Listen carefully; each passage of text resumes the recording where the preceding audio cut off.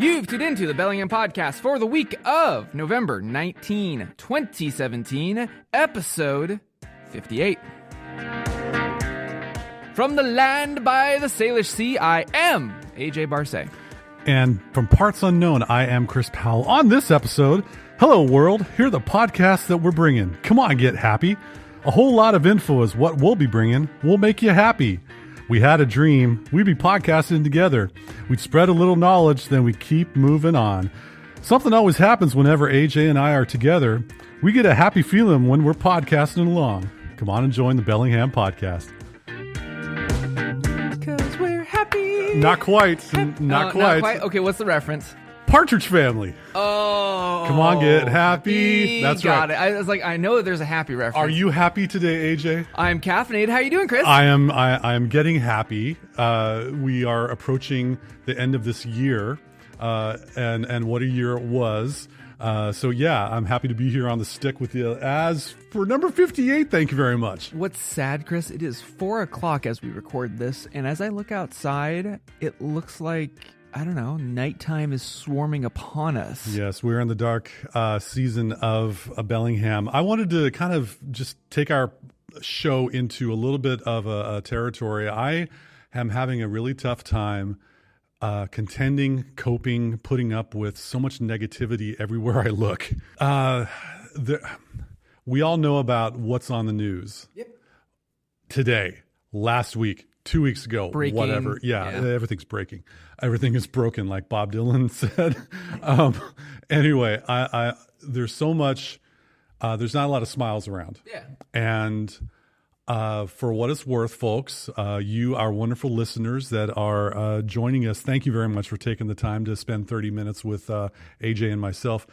I wanted to kind of refresh and give another shout out to the areas around Bellingham and both brick and mortar and online that can bring a smile to your face. Yeah. And because we need some of that nowadays. And while my podcast partner, Crime, and I are often having a good time and yucking it up and riffing off each other, sometimes we get a little down. And so to pick ourselves up, folks, if you are having a glum day and you have a weekend coming up that or an evening that you just need to be able to do something, anything, get out of the house, go to Village Books in Fairhaven.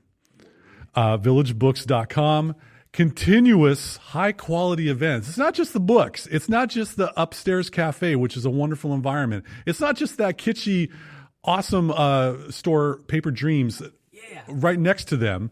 It is the live talks with authors of books that are rather interesting. It is the spoken word, whatever they got going on. They actually take thought into their calendar of events, and I'm impressed. And I give a tip of the hat to not gunning for the zeitgeist. They are going for authors that have nutritional value to their literary releases. And a lot of them are local or Pacific Northwest local. That's right, as I take a sip of my water. So Village Books, once again, in Fairhaven.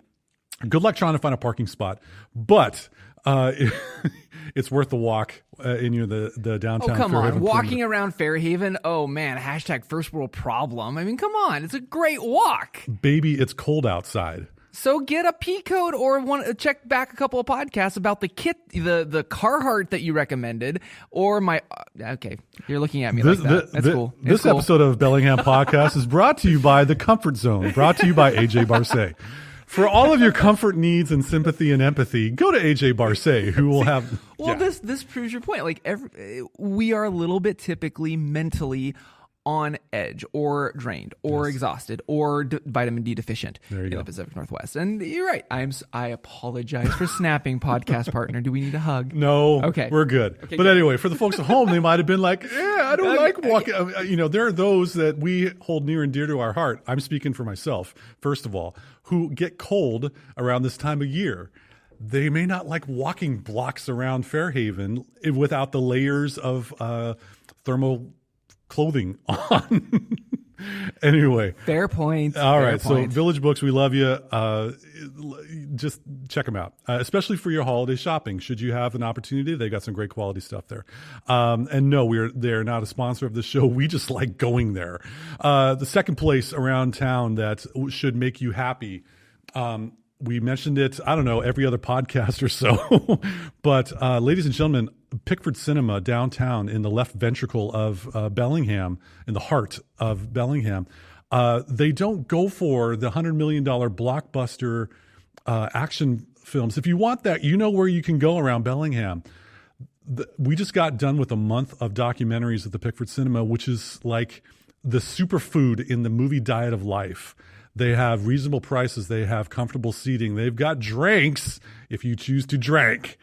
It's a great environment, plenty of parking around, and you don't have to, and especially compared to other movie cinema experiences, you don't have to walk a quarter mile to be able to get to the venue, if you know what I'm saying. What, you have to park in the North 40 in the big monstrosity? Yeah, something like that. Okay. Anyway, so I just wanted to have a friendly reminder as we approach the dark season of this year in Bellingham, and as the holidays approach, gift cards to, movie tickets to a Pickford Cinema. There might be some great films. Oh, no, wait. Actually, there are some great films coming soon to our independent movie house, pickfordcinema.org. Thank you very much. I got one more, AJ. Those are brick and mortar stores around Bellingham, but online, we don't need to go revisit again all of the difficult experiences we have finding any kind of good information on the internet.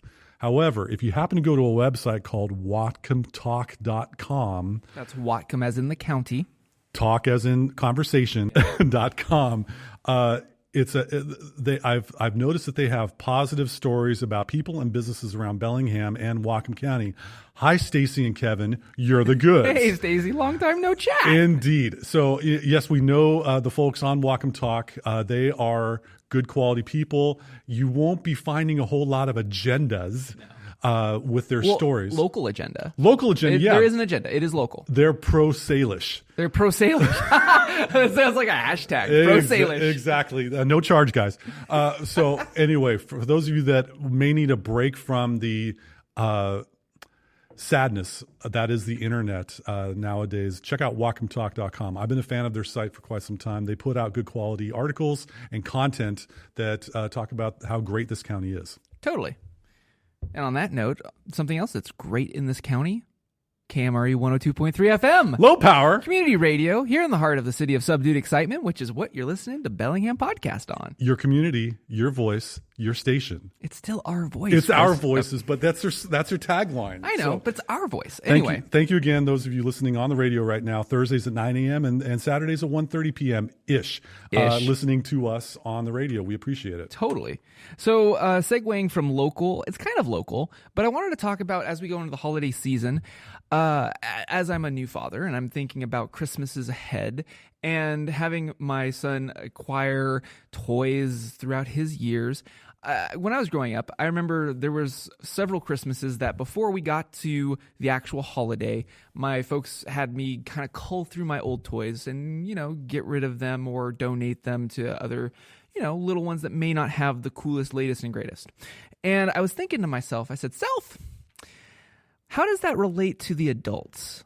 And it's funny because I just came back from traveling and I had an experience where I was mentioning, oh yeah, this iPad and this iPhone and the Apple Watch and stuff, and somebody mentions like, oh yeah, I have one of those, and I'm like, one of what? They had one of each, and I found it interesting. I was like, really? Well, do you use them? And they're like, oh well, yeah. And they go to this drawer, and they open up this drawer, and in there was a dead iPad, dead as in not used, it's drained.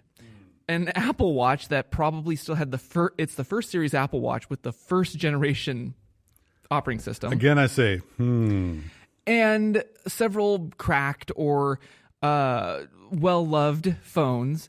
And I was looking at this going, that you just opened up a treasure chest for two reasons. One, if you're not using them, recycle them, don't throw them away, and I'll get to that in a second. Or two, it's a treasure trove. You can convert old equipment into cashola. Yes, indeed. And who doesn't like cashola for the holidayola? That works. Okay. I'll buy that. I tried. Yeah. I'm not as good as Chris. That's all right. There's still time. So anyway, what I wanted to do for this next bit is you and I have sold goods a random amount of ways. Let's talk about some of our experiences using some of these services and just promoting a couple of ones that we liked or we didn't like or we know about. And the first one is Gazelle. Yes, like the animal with long legs. Yes. Have you used them before? I have not, but I've checked out their website as a consumer, not as a seller. So this is what's cool about Gazelle is that it's kind of like, are you buying or selling?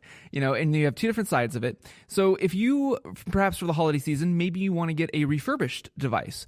Gazelle, you've probably seen them on Super Bowl commercials. Every other podcast other than us has sponsorship by them. And what they do is they buy back old devices or of various qualities. Like you could literally have a iPhone 6 that has a splattered screen and they'll offer you some sort of cash back for it.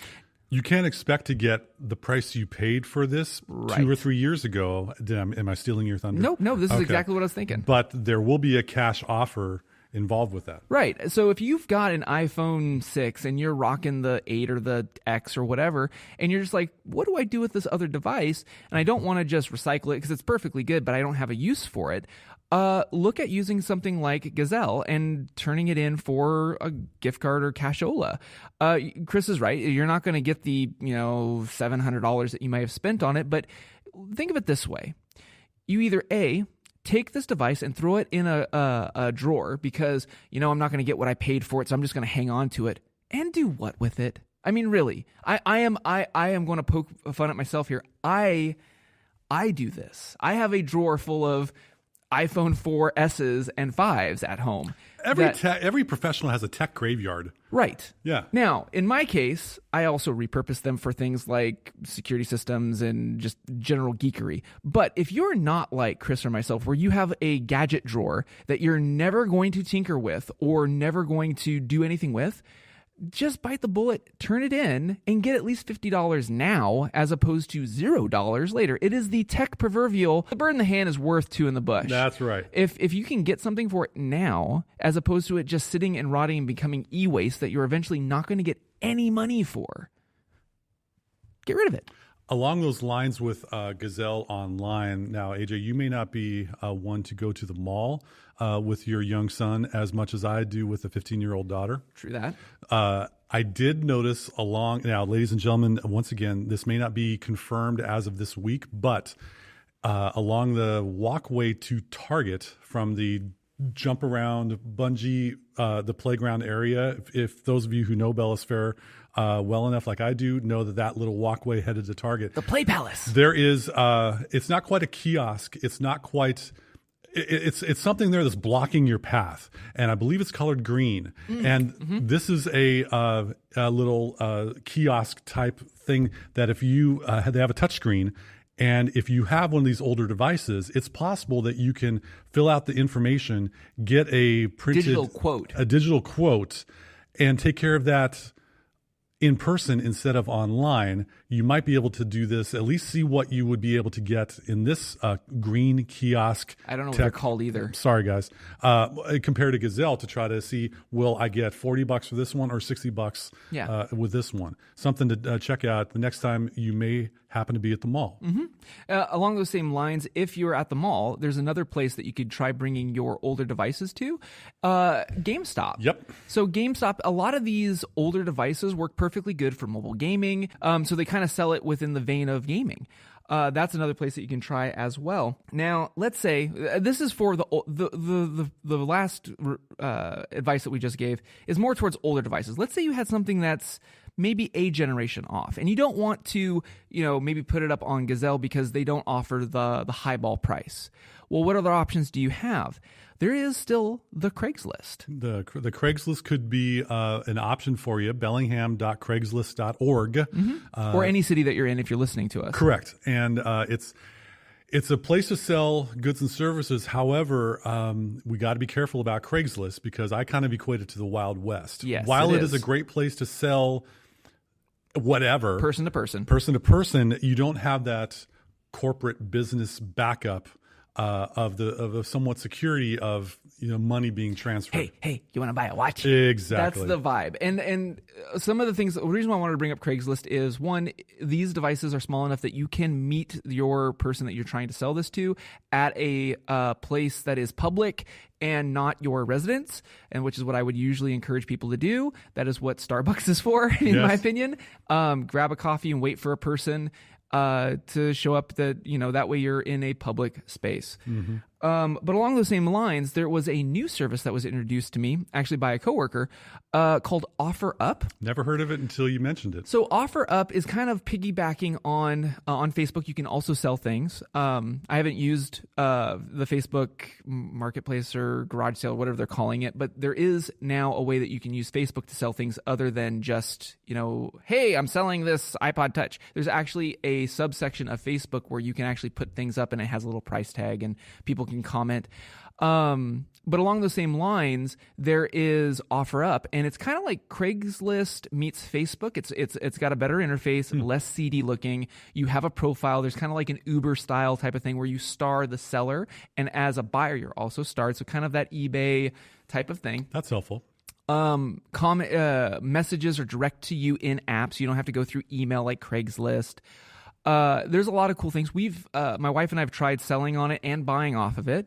And it seems like it's another platform that could have potential, but again, mileage will vary in your city. We've been unsuccessful selling something on it, and we've gone trying buying something off of it, and it didn't work out just because the description by the seller just wasn't what we were looking for.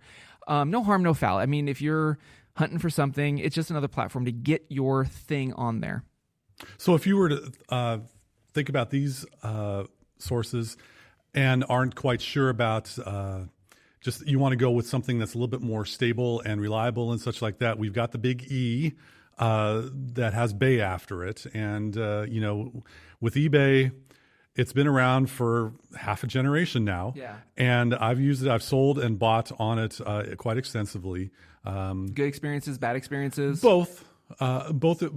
You get that. Yeah. With this, one thing about eBay, just as if you're considering selling, two tips. You may want to start selling something that may not be the actual device you want, like something of a lower price, just to get a couple of ratings or to get some feedback from your buyers, because the number that you have, some people may not buy anything if you have only a few feedback ratings from their experience buying stuff from you. However, if you are thinking about selling items on eBay, one thing as you're looking for comparable prices, instead of going to the search to type in, let's see, 1994 Fender Stratocaster guitar, for example. Good year. Or you could just say, Fender Stratocaster guitar, you'll get about, 6 million listings. But if you go to a box on the left column that says completed listings, the current guitars for sale may be hyperinflated beyond the realm of good taste. Completed listings that are in green color will show you exactly what they sold for. Or at least it'll say, if they have a listing price of $500 or best offer, they will say offer accepted, which means that it may not have gone for $500. Right. For example, so if you check the completed listings in eBay, that might give you a more reasonable idea of what a buyers are looking to spend on your item. Knock 10% off, you might sell it sooner. Right. For what it's worth. I've never sold on eBay. I've done a lot of buying on eBay, largely because there's a lot of businesses that kind of cross-list on eBay and Etsy if they're handmade or if I'm looking for parts. So that's some really solid advice. Yeah. The other thing I wanted to point out is the big A. Yes. As much as we buy from the Amazon, you can also sell on Amazon. I've done that too. And there's two sides to it. If you are a handcrafter, they have a handcraft, more Etsy-style marketplace, which is another place you might want to look if you're looking for unique goods for maybe the holiday season. But also, if you're in the business of selling things, maybe this might be an avenue outside of listing on Craigslist, listing on Etsy. You might want to look at the Amazon, I can't think of what they're called. Seller. I think it's Handcraft. Oh, yeah. There's there's a handcrafted marketplace where you might sell something. So if you create something original, like a wooden widget, that might be an avenue that you could sell it. The other thing is if you have a piece of tech like what we're talking about, there's Amazon Seller, where I've sold on it, and I believe you have as well. Oh, yeah. And I've had pretty good experiences. I have. I usually take the same advice you just did. Whatever the high listing is for the condition of the device that I have, knock off 10 or 15%, and I can move it usually within a week or two. And this is something where we need to be competitive in what we're selling it for. We can't expect to be. No one's going to be a sucker buying this for an overinflated price. Don't be greedy. Yeah. But if you have it at a competitive price and a little bit less, you might get a faster turnaround to be able to get that money into your account. Make sure that you have funds received in your account, right, and then print out the shipping label and hit it and send it off. It's just important to be cautious, but also to be, you don't have reasonable expectations for how much you want to get for your item. Yeah. I mean, again, it's coming back to the bird in the hand is worth two in the bush. I mean, that's what I'm kind of using as this metaphor for this bit. So with Amazon Seller, I do want to point out there are transaction fees. So, it's not free to list. I mean, you can list, but once it sells, Amazon does take a portion. Same thing with eBay, I presume. Oh, yeah. Craigslist, I mean, it's a free-for-all. It's the Wild West. I mean, what you list and what you get, you keep. Same thing with OfferUp. So again, we're kind of progressing from, hey, you want to buy a watch? The back alley transactions, kind of moving towards the mid end.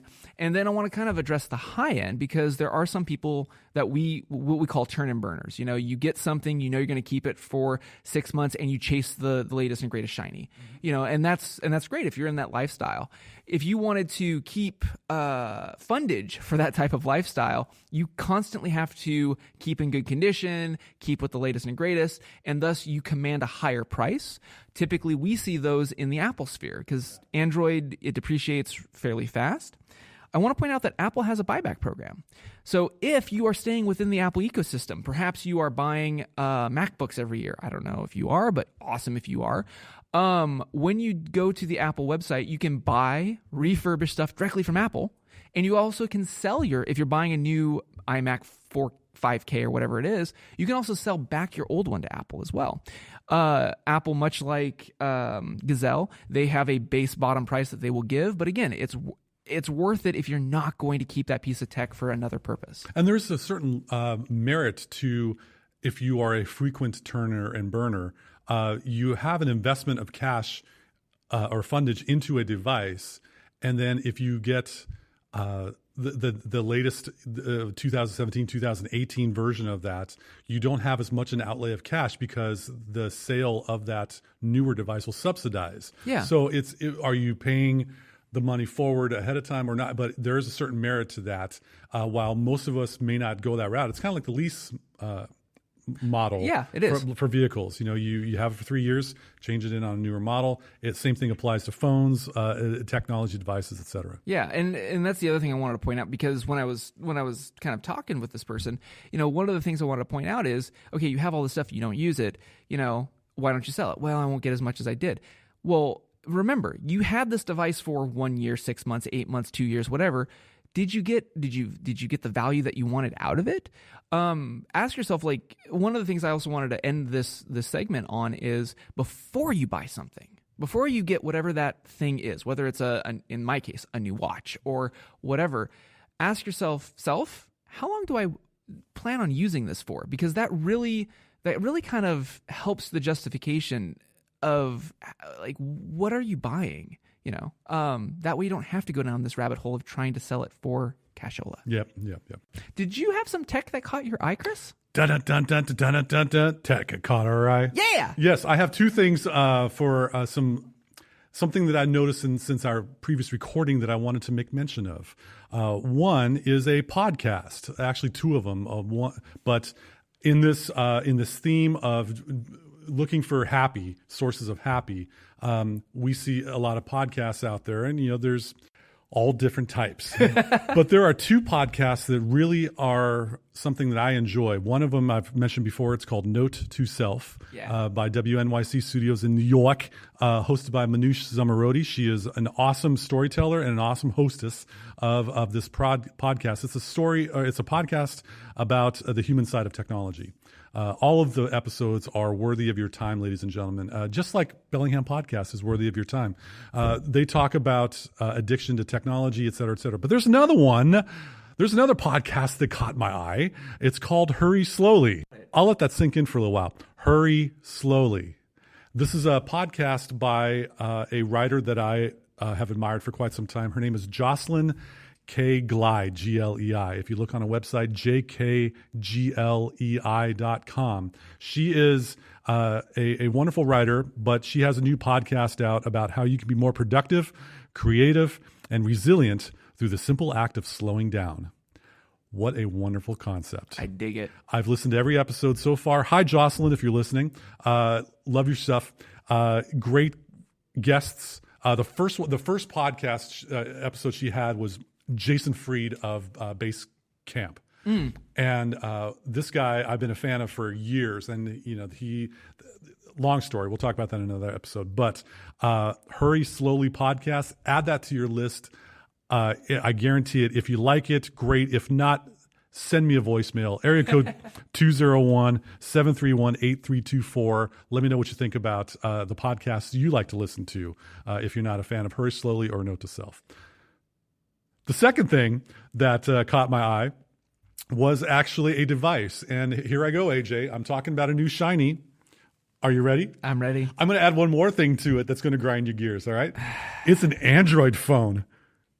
Yes. Can you see the face palm that he's making right now, like Captain Picard on Star Trek? Talk to me about this device, Chris. Okay, so if Chris had to buy an Android phone, this should be one of those unscripted insights. Which, for the record, you did have the Android for quite some time. Oh, yeah. I was in the Android clique for like 6 years. Yeah. I was there for like 2.5. Yes. No, I want to, as a conscientious technologist, I want to be able to work with both my clients, both Apple and Android, both Windows and Mac, Linux, and whatever else is out there. I was going to say, I was waiting for that one. What's the fifth operating system? I don't know. Anyway, so there's Android phones. You're thinking about upgrading. You've got an LG whatever. You got a Motorola, God help you. Samsung. You got a Samsung OMG. And it's getting long in the tooth. It's time to upgrade. Do you go with the Google Pixel? There's the word. No. As much as I like the Pixel, the reviews on the Pixel and Pixel 2 have not been that favorable. There's a company out there called OnePlus. OnePlus, if you do a Google, OnePlus, they are a strong phone company. I've been a fan of theirs since the first OnePlus phone came out about 3 years ago. They have just released a OnePlus 5T. Now, blah, blah, blah, tech, nerd, spec. Oh, it's awesome. It'll cook you breakfast in the morning. No, this is a $500 flagship phone as opposed to some of the other companies that are charging $1,000 or $800 or something like that. $500 for a phone that you would buy straight out. It has a 6-inch screen. Okay, Heaven help us. So is that in between the 6 or 7 and 7 Plus? It's getting close. Okay, it's in that zone. It's one of the beastie size phones. Beastie. But the thing is, there's virtually no bloatware. Right. With the exception of the OnePlus Community app on this phone, you get nothing but Google apps. So it's pretty much a pure Android experience. Pure Android experience, and they actually call it Oxygen OS. So it's not straight up Android. They are running. Fork. It's a fork of Android running Nougat at this point, but early next year they should be coming out with Oreo, which is the latest Android operating system. Yes, folks, Android operating systems are tasty and based on dessert titles. I am a fan of this phone. If I had to get an Android, if I was like, I'm done with Apple iPhone and such like that, I would be getting a OnePlus 5T. I find it to be a reasonable price, $500 for a 64 gigabyte with blah, blah, blah specs that are totally relevant. Cookie breakfast in the morning. It's worth a look. If you Google OnePlus 5T, it's worth a look, ladies and gentlemen. And you got to also double check to make sure that it runs on the mobile carrier that you are currently with. Buying from them is unlocked? ?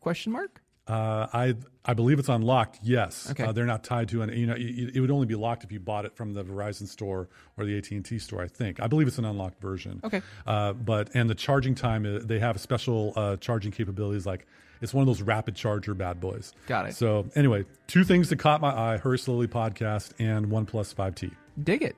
So on that note, that wraps up for this edition of the Bellingham Podcast. Thank you again so much for listening to us, rating us, please, reviewing us. That would be awesome. On iTunes, the Google Play, the SoundCloud, the Spreaker, and Chris's favorite, TuneIn Radio. That's right. Hashtag Real Radio. I love TuneIn Radio. Thank you very much.